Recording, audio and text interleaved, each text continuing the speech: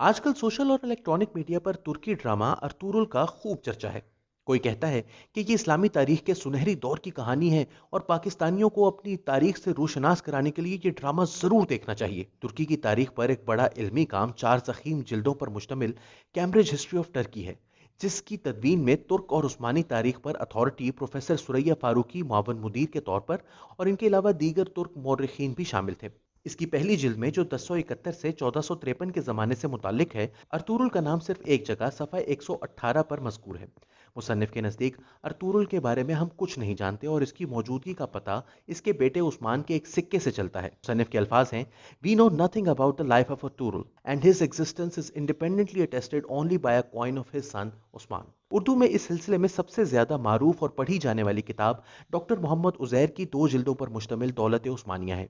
मशहूर इल्मी इदारे दारुल मुसन्निफीन आजमगढ़ की शाया करदा इस तारीख का दिबाचा सैयद सुलेमान नदवी ने लिखा और इस किताब का मकसद मुसलमानान हिंद को तुर्कों के कारनामे से रोशनास कराना था। डॉक्टर उजैर लिखते हैं कि सुलेमान शाह और अर्तुरुल गैर मुस्लिम थे और कबीले का पहला शख्स जिसने इस्लाम कबूल किया अर्तुरुल का बेटा उस्मान था। इस बात की तरफ तवज्जो पंजाब यूनिवर्सिटी के शोबा तारीख से वाबस्ता प्रोफेसर फराज अंजुम ने दिलाई है, जिन्होंने अपनी एक हालिया पोस्ट में डॉक्टर उजैर की इसी किताब का हवाला दिया है, जिससे नया दौर अपनी एक पिछली वीडियो अर्तुरुल बमुकाबला कमाल अता तुर्क में भी हवाला दे चुका है। डॉक्टर उजैर एक मगरबी मोर्रख हर्बर्ट एडम गिब्बन्स की शहादत पेश करते हुए लिखते हैं कि मिस्टर हर्बर्ट गिब्बन्स ने अपनी मुस्तनद तालीफ असासे सल्तनत उस्मानिया को शाया करके ये ताज़ा तहकीक पेश की कि सगूत में बूदोबाश इख्तियार करने के वक्त उस्मान और इसके कबीले के लोग बुत परस्त थे।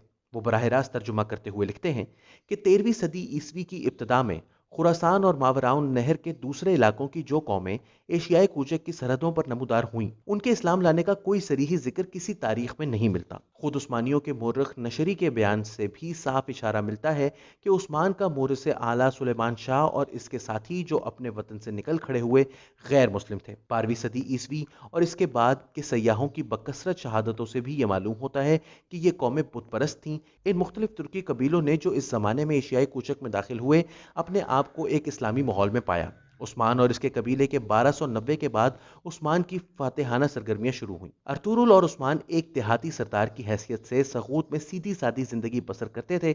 इनकी इस जमाने की किसी जंग या फतह का जिक्र तारीख में मौजूद नहीं। अर्तुरुल के ताल्लुकात अपने पड़ोसियों के साथ बिल्कुल सुलह और दोस्ती के थे। नशरी का बयान है कि इस मुल्क के काफिर और मुस्लिम दोनों अर्तुरुल और इसके लड़के की इज्जत करते थे। काफिर और मुस्लिम का कोई सवाल ही ना था। फिर दफतन हम उस्मान को अपने पड़ोसियों पर हमलावर होते और इनके किलों को फतह करते हुए देखते हैं। इन लोगों में एक ऐसा तबलीगी जोश है जो सिर्फ इन्हीं लोगों में पाया जाता है जिन्होंने हाल ही में मजहब तब्दील किया हो। इन 2 मुस्तनद किताबों की शहादत ही ये साबित करने के लिए काफी है कि ड्रामा के अर्तुरुल का तारीख के अर्तुरुल से कोई ताल्लुक नहीं। तारीख का अर्तुरुल तो शायद मुसलमान भी नहीं था, और अगर मुसलमान था भी तो सलीबियों और मंगोलों के खिलाफ जहाद की वो सारी तफसीलात जो ड्रामे में दिखाई गई हैं, वो इकबाल के अल्फाज में जरा सी बात थी अंदेशाए अजम ने इसे बढ़ा दिया है फकत ज़ेब दास्तां के लिए। ड्रामा आपको पसंद है तो इसे अफसाना समझकर जरूर देखिए, लेकिन खुदारा इसे इस्लाम का ड्रामा ना बनाइए। गए जमानों में अजीम इंसानों से मुतालिक झूठी सच्ची कहानियां कहकर इन्हें खुदा और भगवान का दर्जा दे दिया जाता था। आज हम इन्हें खुदा तो नहीं कहते, लेकिन झूठे सच्चे हीरो हमने खूब खड़ रखे हैं। वतन अजीज में ऐसे झूठे ना खुदाओं की पहले ही बहुतात है। बराहे मेहरबानी बाहर से और दरामद करके माहौल को मजीद प्रागंदा ना करें।